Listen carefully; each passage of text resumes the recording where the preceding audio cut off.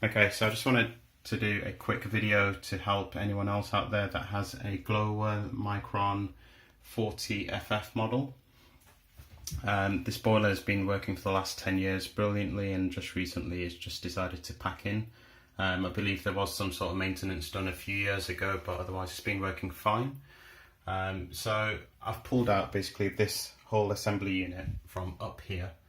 It's the lid to the actual furnace, the fan which sits just there, and the flue unit which is connected just up there. The LED sequence showed this reset light flashing faster than the burn on light, and that indicated, according to the manual, that it was either the fan or the APS unit that was at fault.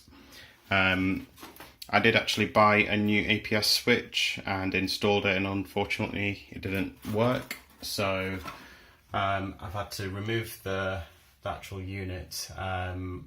Having tested it, I basically turned on the isolation switch, turned it on at the system itself, and had a look at the fan unit to see whether the blades were moving.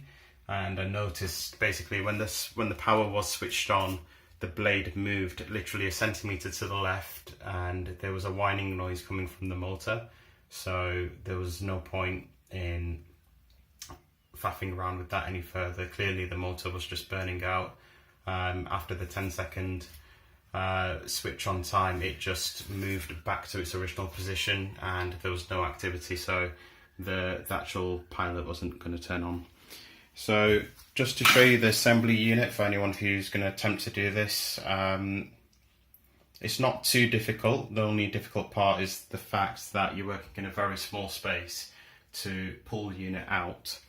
What you'd need to do is, if you look on this side, you can see there's a screw fitting there which sits between these two brackets. So there's a bracket to the right here with a screw fitting. There'll be a screw at the back there as well, and there's the same side bracket on this side with two screws. It is quite difficult to get to that particular screw in the corner there, but if you've got someone with a small enough hand who can actually just squeeze it through, you can actually just get it out. So I struggled a little bit with that, but managed to do it.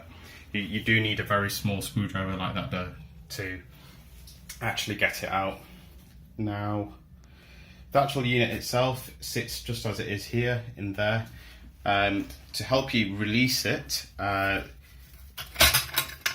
this pipe actually has three sections to it. So this backing plate, which sits at the back and completes the pipe shape, comes off just by pulling that bracket, sorry, that lever there, and that should pull away, but it will take quite a bit of tugging and pulling until you can actually get it off.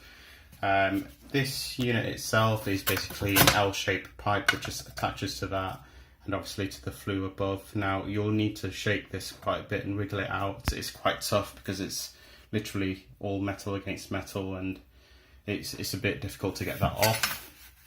And between that pipe and the actual unit itself, you'll have to release this this metal, I've forgotten what you call it, but it's basically a tensioner which holds the two pipes together. And once you actually manage to pull the whole plate out from underneath, you should have access to the fan itself.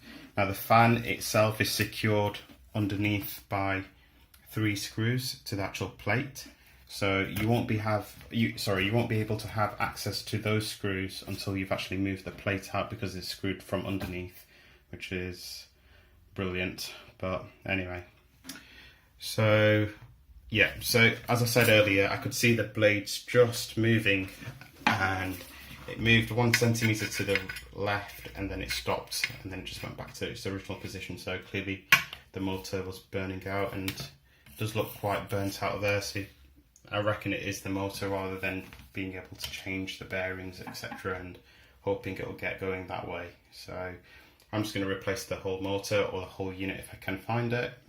They are going on eBay for roughly between £30 to £50 if you want a second-hand one. Otherwise, these units cost above £100 brand new. So yeah, that's the way to get it off. That's what it looks like underneath. and without this unit the pilot isn't going to come on, so I'm going to have to get this replaced, and hopefully I can get it back in there and working again soon. So yeah, if this helps anyone, I hope it does. That's how you do it. You're going to have to struggle a little bit to get it out of there, but before you actually install it back in, I would recommend that you sand down all of these edges, and especially this pipe here, just around the side, which I've already done on there, and just put some high temperature grease around there, and that will just help you get it back on there, and you can then tighten it with obviously this ring again and make it nice and secure. So again, hope that helps anyone out there. If you've got any messages or comments or any questions to ask, feel free to put it in the comments below, and I'll do my best to get back to you and help you out. All right, cheers, bye bye.